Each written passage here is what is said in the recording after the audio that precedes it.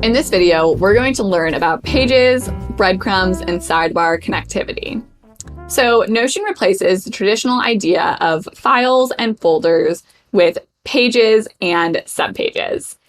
Every block in Notion must live on a page, whether it's as simple as text copy for an email or as complex as your company's entire operating system, it lives on a page. Pages can be housed in your sidebar or inside of another page. And in case you're saying, didn't you say everything in Notion is a block? Yes, don't worry, pages are a type of block. So let's look at an example to understand this a little better. In this workspace, the sidebar has 6 distinct pages. Each of these can hold any number of other pages as well. To tell where a page lives, like in the sidebar or within another page, you can look to the breadcrumb at the top of the page.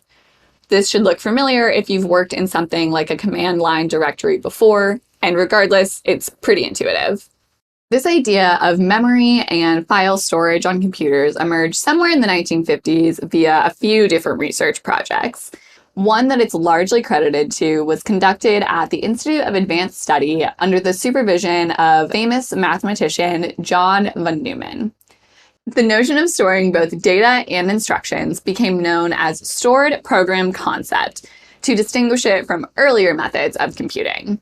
The IAS computer was designed for scientific calculations, and it performed essential work for the US atomic weapons program. Let's spend a minute talking about some best practices in Notion. We recommend keeping your sidebar selective. You can think of it like a computer desktop.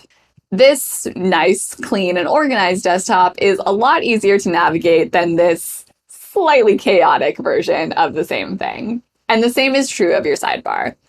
Typically, we recommend having a company operating systems page, and then a page for each major function within your team, like marketing, sales, engineering, design. You get the idea. Within these sidebar pages, you can use subpages to further organize content and workflows. As an example, let's navigate through the layers of our Acme workspace.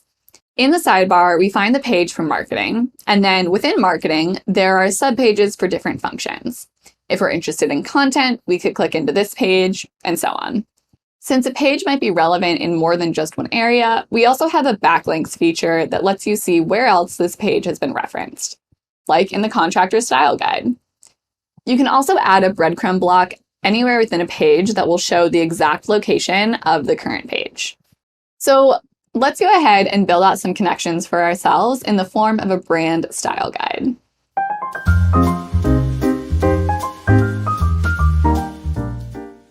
We'll start by making a subpage inside of our marketing top level page. We can do this either by adding a block to the top level page or using the plus sign in the sidebar to add a page inside. I'll go ahead and add this page and give it a name. When we click into this page, we can see that our breadcrumb shows the path we took to get here from marketing to brand style guide. Inside of this page, we are going to build our wiki. Rather than creating folders, Notion lets you organize content on the page under subheadings. Maybe we have one for written style, another for visual style, another for assets, and one for archived brand resources. We could add callouts to explain each section too, if it made sense. Could also give these icons. Under each of these subheadings is where we'll add pages. If you're going to be creating lots of pages at one time, I recommend just adding them as bullet points and then using the turn into feature to create multiple pages. So under a written style, we might have one page for finding Acme's voice and another more practical page for copywriting and contracting. Maybe there's a third page for grammar guidelines. Again, we could add these as bullet points, select the text, and turn them into pages. Now, when we click on one of these pages, we can see that it's added to our breadcrumb, and we can navigate all the way back to the marketing page if we so chose. When it's all said and done, our brand style guide might look something like this. There are resources for different team members and contractors, that open up to their own pages with additional information that are displayed both in the breadcrumb and in the sidebar if we were to toggle the top-level page. You can also include linked databases or mentioned pages to pull in resources that live somewhere else in your workspace, like this assets board, which is originally housed on the marketing homepage.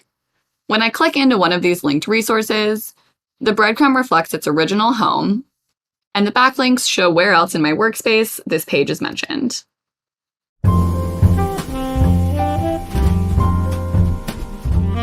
If you joined an existing Notion workspace, think about how you might change or